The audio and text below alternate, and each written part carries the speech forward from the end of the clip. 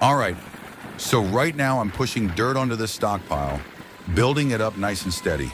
The key here is control. You don't want to just slam into the pile full speed because all you're going to do is bounce the machine and lose traction. Ease into it. Give it enough throttle to keep forward momentum without spinning your tracks. I always say, let the machine do the work.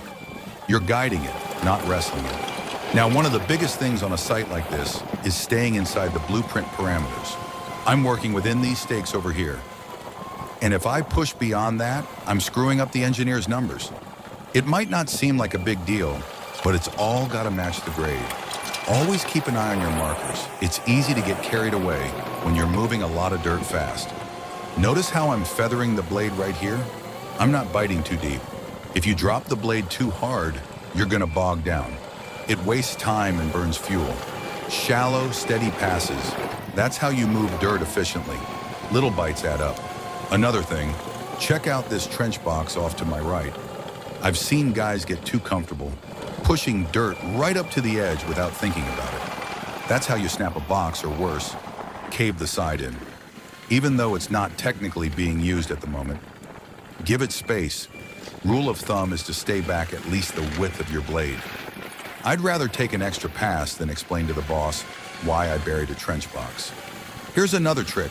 When you're building up a pile like this, stack it at an angle.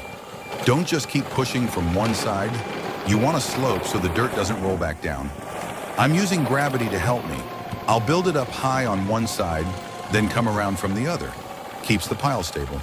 If it crumbles down while you're pushing, it can catch your tracks and hang you up. And if you're ever working wet clay or damp soil, that's a whole different ballgame.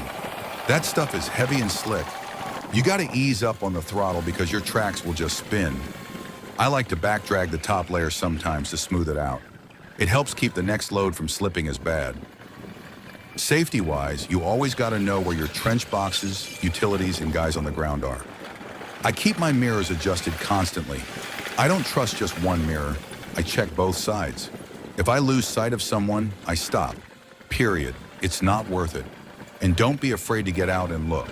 Some operators get lazy because they think they should never leave the cab. I'd rather hop out and check my depth or alignment than overcut and cost the crew more time. Fine grading is an art.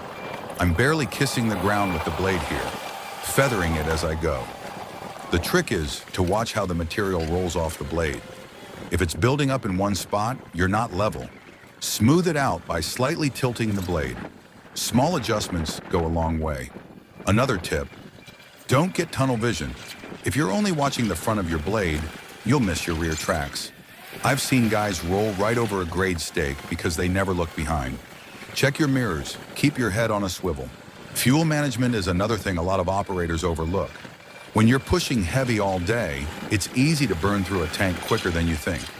I always top off whenever fuel is available. You don't want to get caught with low fuel in the middle of a big push. And while you're fueling, check your tracks and undercarriage. If you see mud caked in there, knock it out. That stuff will freeze up or cause tension issues if you leave it. This job's all about patience and precision. Anybody can push dirt, but to do it right, you gotta respect the craft. Watch your lines, work clean, keep your equipment in shape, and listen to the old-timers. They know things you can't learn from a manual. At the end of the day, the dirt tells the story. If you rush, cut corners, or ignore your grade, everyone's gonna see it. But if you take your time and do it right, you leave a clean site that speaks for itself.